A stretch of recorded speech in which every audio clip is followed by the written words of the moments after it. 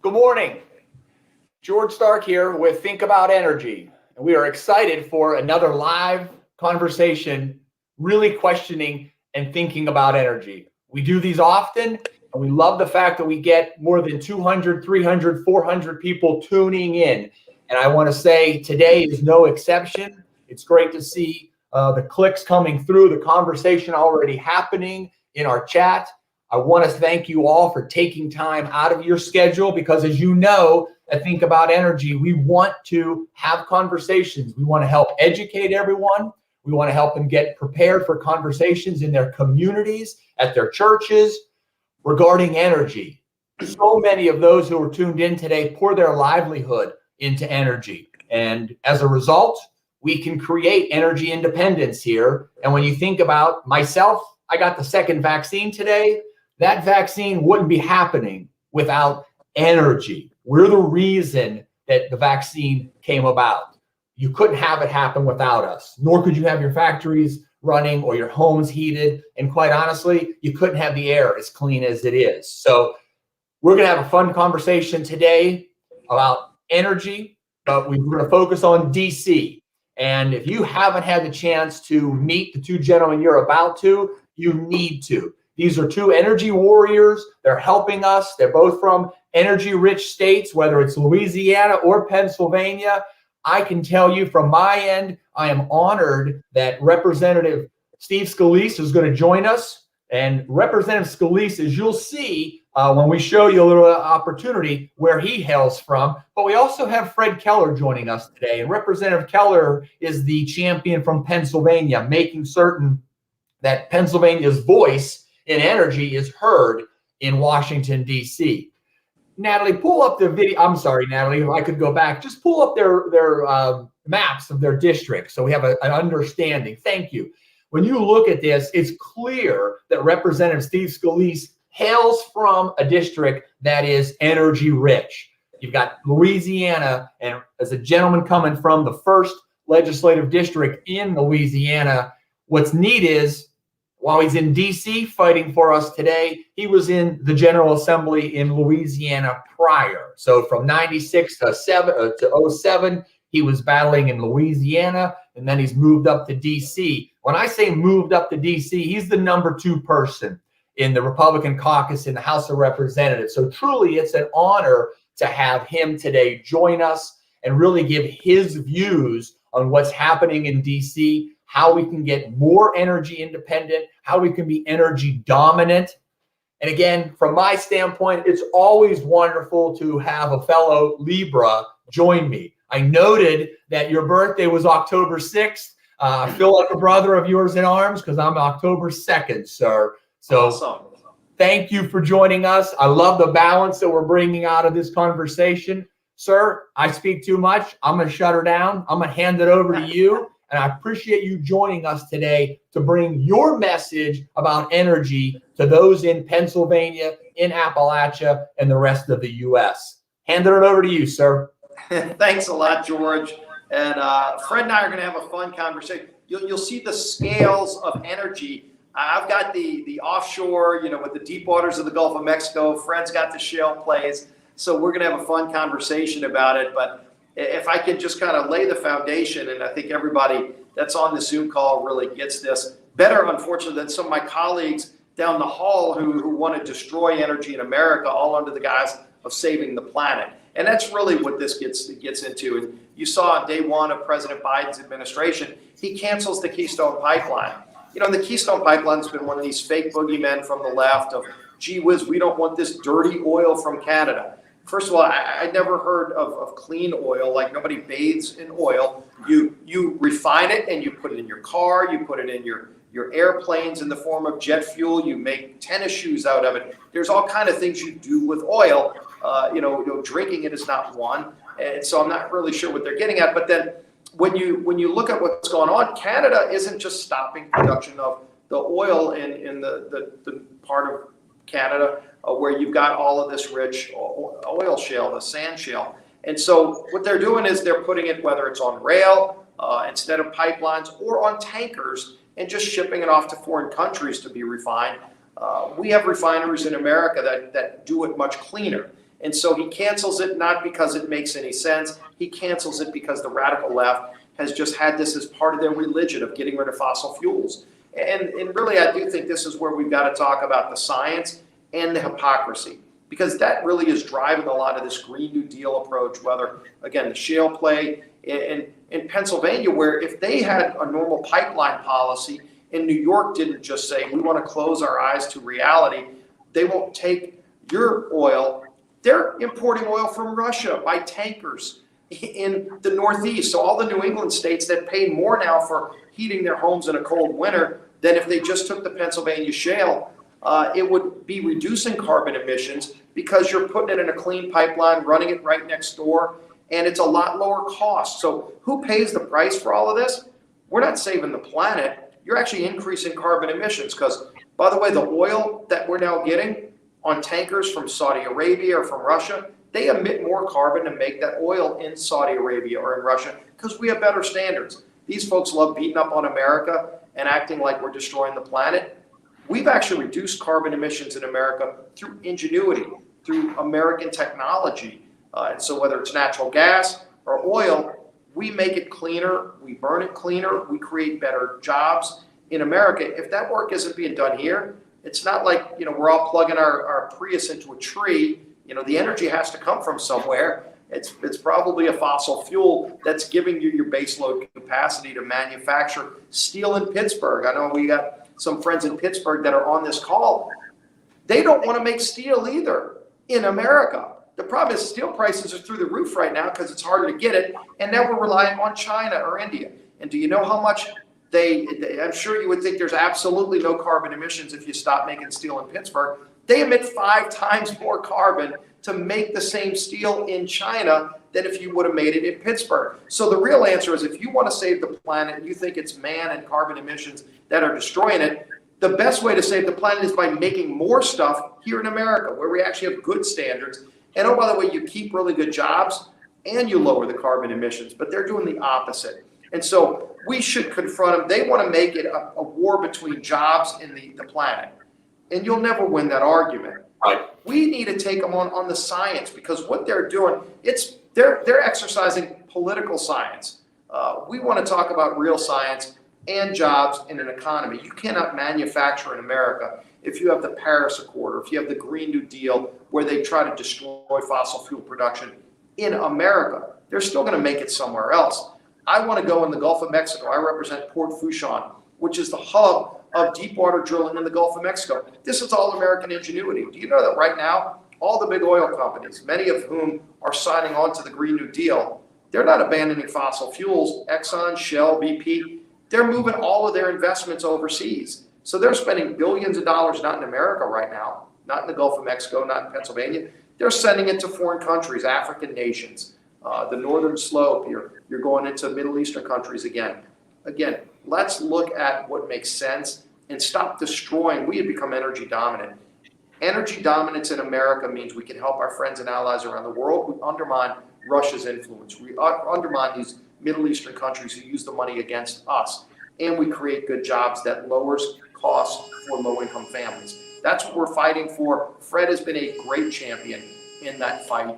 We just need to get a few Democrats to stand up to their radical leadership and join with us. Only 5 Democrats need to join us, and we can reverse some of these dangerous radical policies. And when you think about those policies, and again, you highlighted one of them, which is our inability to move Pennsylvania natural gas into New England. And again, we have the best quality here. I mean, the standards are put here, they're not elsewhere. And again, when you think about what you're doing in Louisiana from exporting LNG, again, from a Cabot oil and gas standpoint, we do that ourselves. 28 days from Susquehanna County through the Panama Canal, it is over in Japan. And that is, to your point, the energy dominance that we need to be, that people can get their freedom from ourselves and our energy. So again, Fred, I know that you've got, I'm too informal, I apologize. Congressman Keller. George, I prefer that. Fred is fine. If I can just jump on that and Please. say what our energy companies are doing in Pennsylvania, and Cabot Oil and Gas, a great partner. We're going to be talking about infrastructure here in a little bit, right? You're building infrastructure. You build roads. You invest in our schools. You started a CDL class. You helped fund the CDL class at the Susquehanna Career Technical Center.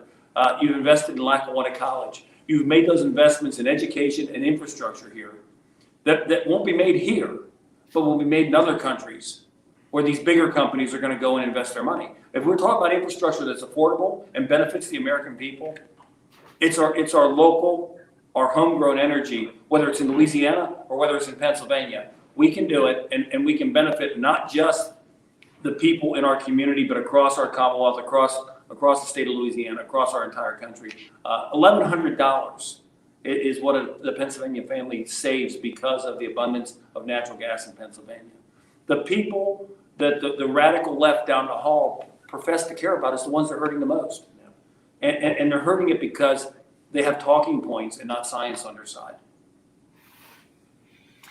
And you come back to it. I mean, the idea that when Cabot partners with Williams, Southwestern, Seneca Resources, EQT, we're focused on getting the right community situation where we're looking to make certain that people are employed. And those are the other pieces that we end up driving the community enhancement because of we work there. And again, so many people lose that opportunity and lose sight of the idea of just how many people we're putting to work. And again, with Scalise, I have to think that's how it is in your district. I mean, folks there understand the employment that energy brings. To your point, it's not a question of do I want employment or clean air? No, it's I want employment and clean air, and we can do both. I got to imagine you see that on the shores. Yeah, and in fact, every year I take members of Congress from both parties, by the way, out to a deep water rig in the Gulf of Mexico because, you know, when you talk about American ingenuity and technology, it just really gets people's attention. When you get out there, you have to go on a helicopter, about an hour flight, 60 miles off the coast, and you're in the Gulf of Mexico. These floating rigs are about $2 billion assets. I mean, major, all private sector funded. And when you get out there, the first thing that really blows people away, and even Republicans that support energy production, but this gets to show you how the false narrative is out there by the media. When you're on top of that rig, you're looking down maybe 15 stories to the Gulf surface. What you see is Caribbean blue water and these big game fish. The best place to fish, by the way, in the Gulf of Mexico, I'm not going to give away my honey holes here or anything, Fred. The best place to fish is next to an oil rig. They're estuaries for the fish. The fish thrive in those environments, and it's clean. I mean, the water is blue Caribbean water. And even Republicans go, wow, you know, if you listen to the media, you're thinking you're going to see oil sheens. It's high standards. And I'm a conservationist. You know, they got these radical environmentalists. I'm a conservationist. I love hunting, fishing. I take my son. We love redfish. And then you go and you put this blackened seasoning on it. And I won't give you my recipe. I'll bring you, Fred, to eat some blackened redfish. It's best eaten in the world. And so we love this symbiotic relationship between the oil and gas industry and the seafood industry. They're friends with each other. In fact, some of the best service companies that service the rigs in the Gulf of Mexico started off as shrimpers.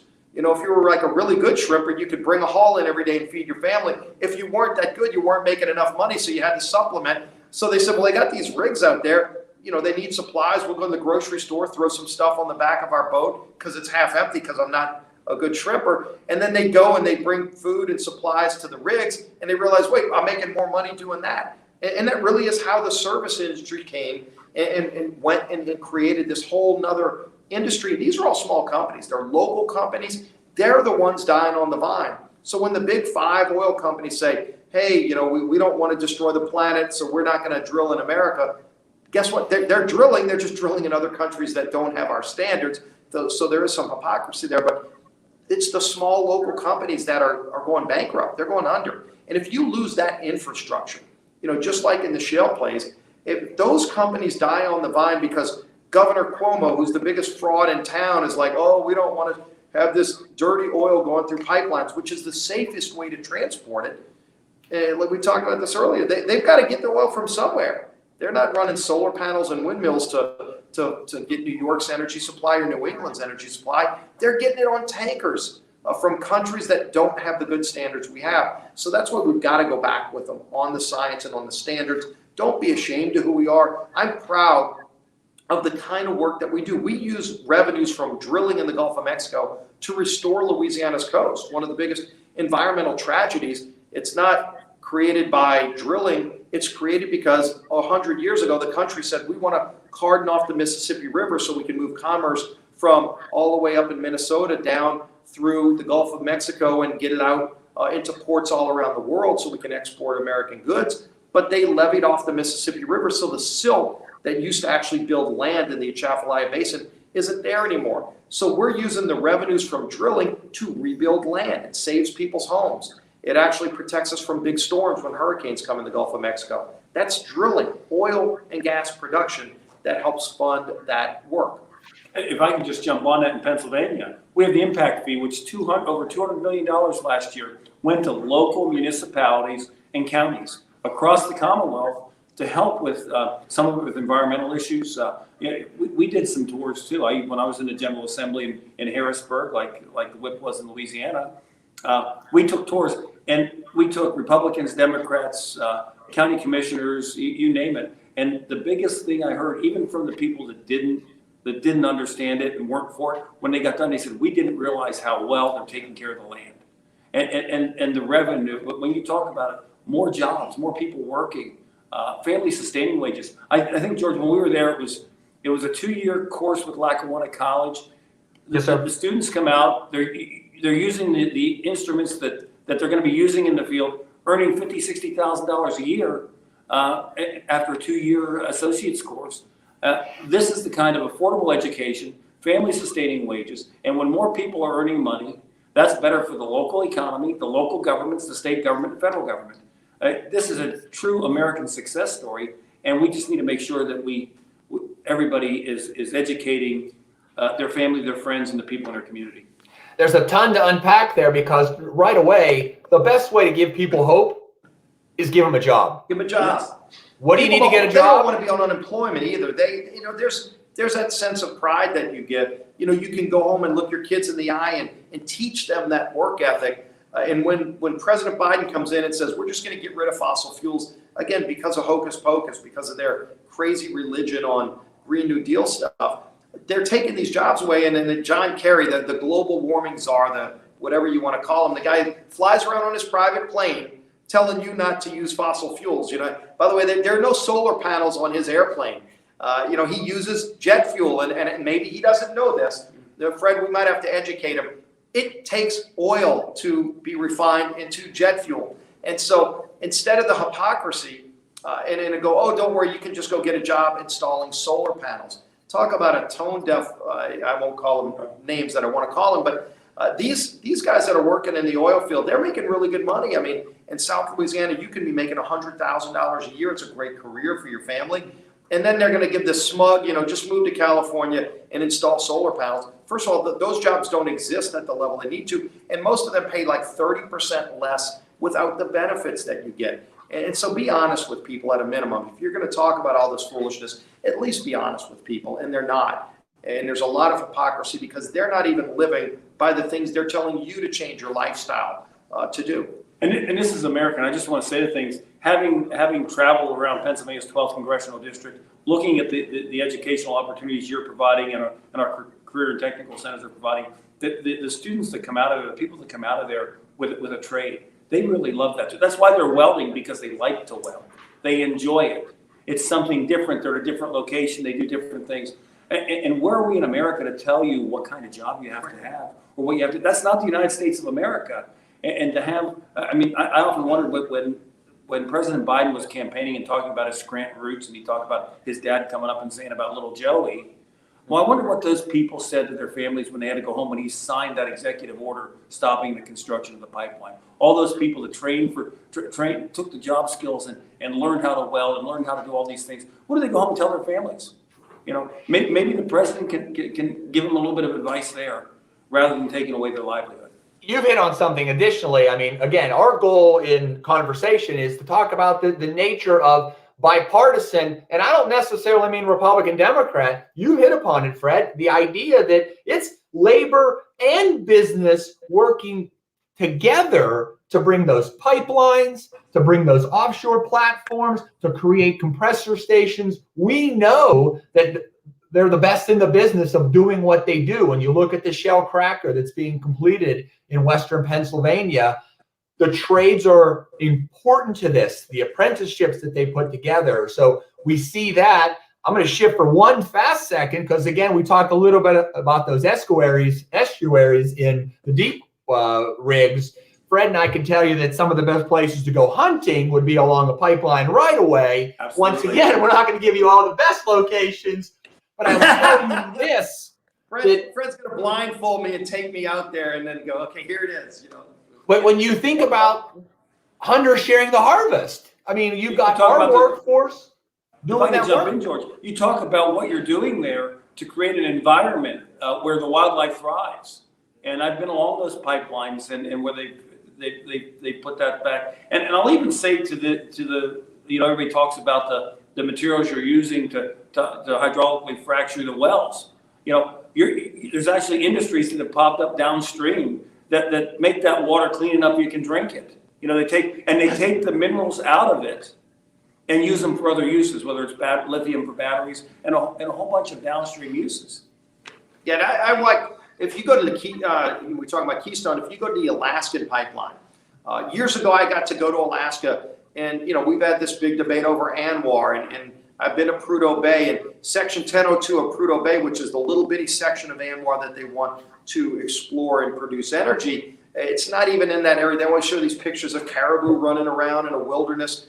That ain't Section 1002 of Prudhoe Bay. It looks like the rest of the North Slope and Prudhoe. And so, when we walked some of the Alaskan pipeline, and if you remember back, and this is where it gets to these pseudoscientists, radical environmentalists.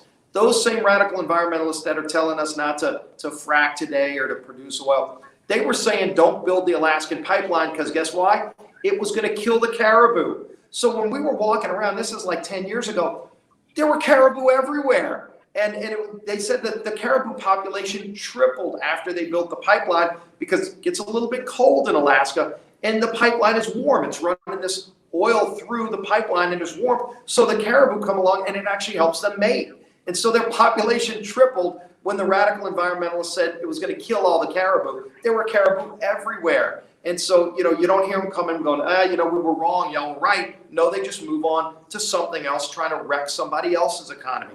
All they do is destroy when we're trying to build. And we create opportunity, we create great jobs, and then they just follow along to go, okay, how can we go and wreck that? If I'm not for any tax increases, but maybe we need a tax on people who want to destroy other people's American dream. And that might be the only one I support. But that's all they do. Well, Whip Scalise, I mean, the other piece of this is, as you mentioned, like the caribou living in conjunction with the pipelines. You hit it on its head also. Again, we're getting a lot of questions in regards to the Green New Deal, not the negative, but seriously the opportunity to say, look, we can support all of the above. We can support wind and solar. They have a place.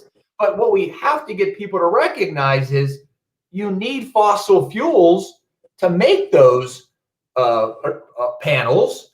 And to your biggest point, if we're going to make them, why make them in Korea or China? Why don't we make them in the 12th legislative district? I mean, that's where we need to be looking at Appalachia to say, we're ready to employ those folks in the manufacturing sector who want to build solar. We should, because in certain applications, it works. But you're going to need natural gas to fuel it. So when you think about the Energy Act of 2020, passed back in December, there was a lot of effort to make certain that we can put investment into new technology. How do you see that faring in this Congress, Representative Scalise? Well, in this Congress, all you see is Pelosi just having this far left movement to the radical base. Yesterday, AOC refiled the Green New Deal. And so Pelosi's caving into her, even Biden. If you look at a lot of Biden's executive actions, it's all been directed towards the AOC, Bernie Sanders kind of socialist left element of their party. And it's a shame that, when I grew up, there were Blue Dogs. Blue Dogs started in South Louisiana. They were Democrats who were pro-energy. They were in Pennsylvania and Ohio and Louisiana. There's no blue dogs left. It's literally just liberals and socialists, and the socialists are driving the agenda. And you can see it in Biden's policy because Biden didn't call in any of these shots. I mean, did anybody think he signed, that whole stack of executive orders he signed in his first couple of weeks? Do you think he wrote one of them or he could regurgitate any of them? It's the Obama kind of far left, Susan Rice folks who are doing all this stuff, and they don't care about economies. They pass bills up here to pay people not to work. I mean, I'm sure in Pennsylvania, you're seeing the same problem in Louisiana. Biggest complaint I get from small businesses today is we can't find workers because the government is paying people $30,000 a year with all of this stuff out there not to work. They want that. They want you to be addicted to government. So they're wrecking the things that make America work great. And that's what we're fighting for. It's unfortunate that it's a battle to fight just for the free enterprise spirit that made our country great, but it's under attack right now.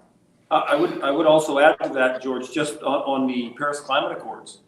Actually, China gets to double their output of greenhouse gases and so forth. So under that accord, they get to double that, and they're already bad, okay, and we're not. Yeah. So that's one thing. And mining for the rare earth minerals it takes to make batteries is a dirty process, and it is in these other countries. And if we're going to do this, I think we could do it much better.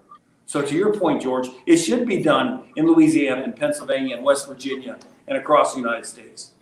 And I think the idea that, again, now for the past 10 years, Rep. Scalise, you've been taking folks down to see offshore drilling. Again, Fred, maybe we need to do more that we can to ensure that folks see how sustainable energy development is, because we've talked about it. The technology is there. You know what I mean? I know that a lot of the folks that do our completions, our fracking, are on this broadcast, and they're texting saying, hey, let's make certain that we get folks out to see how clean, how environmentally friendly actual hydraulic fracturing is. So that may be one of the challenges. And Fred, you may want to pick this up as a member of the HEAT team just to say, absolutely, we need to do more, because I can tell you the chat's populating with people saying, we will show off our location. We know the standards, the requirements. And yes, sometimes it's burdensome, but when you see the benefit, this is what we want to showcase. So if you see any, and I'm going to bring my hunting rifle, by the way, if you take me out to that place where they got a lot of deer. What do you have, deer? White-tailed deer, but yeah, you'll have to bring your own rifle, because under their new gun laws, I don't know that I can lend you my. I don't know that I can lend you my. If the Democrats get their way, neither of us will be able to have a gun, and Fred goes to jail if he loans me his. But I'll bring a fishing rod when we go out to the rigs, and we'll get some good redfish. We'll thin out your deer population that's probably so expanded because of these pipelines. Representative Scalise, I will tell you from a standpoint of the companies, whether it's in pipeline right away or when we put our rigs back to a reclaimed site, you will see turkey beyond belief. I mean, it's what happens. They come in, there's clover. It's unbelievable how well we work with nature, and you addressed it with the caribou. We had a farmer in Susquehanna County who said, you know what? My neighbor wants to have a dairy field. Could you move the pipeline right away over to his field? It'll actually benefit him. And today he has a much larger dairy farm as a result of having a pipeline right away there. That's what you're seeing, and that's what we need to talk about. I want to flip to, because we're getting a whole bunch of questions as it relates to taxes. And we know that so many pieces are happening here. Number one, we can't seem to even define what infrastructure is. I think we would all agree roads, bridges, locks and dams, pipelines would be infrastructure. But more importantly, what are your thoughts on a $2 trillion plan from Biden? And I'm hearing that maybe there's an $800 million plan, or $800 billion, plan coming from maybe a moderate group. How do you see that happening, sir? Yeah, it's really unfortunate that you go back to last Congress, President Trump, the guy's a builder. Trump wanted to do a real infrastructure bill, and Pelosi would never. I was in some of those meetings, and Pelosi would storm out of every meeting because she didn't want to cut a deal with Trump. She didn't want him getting credit for fixing a lot of the broken infrastructure in our country. And as you said, what is the infrastructure in most people's heads? I think they would think roads, bridges, your ports, your waterways, pipelines, and even broadband, and especially in this COVID world where people are doing Zoom events, people recognize broadband is part of infrastructure. But that would be about the extent of it. If you look at the proposal that Biden and Pelosi are talking about when they shut Republicans out, over 75% of that bill has nothing to do with that kind of infrastructure. They're trying to do things like home health care. They want to unionize the home health care industry and then call that infrastructure, as bizarre as that sounds. They want to put up charging stations for Tesla cars and other electric vehicles and call that infrastructure. I call that private sector. You go to your Circle K or Fly-In J.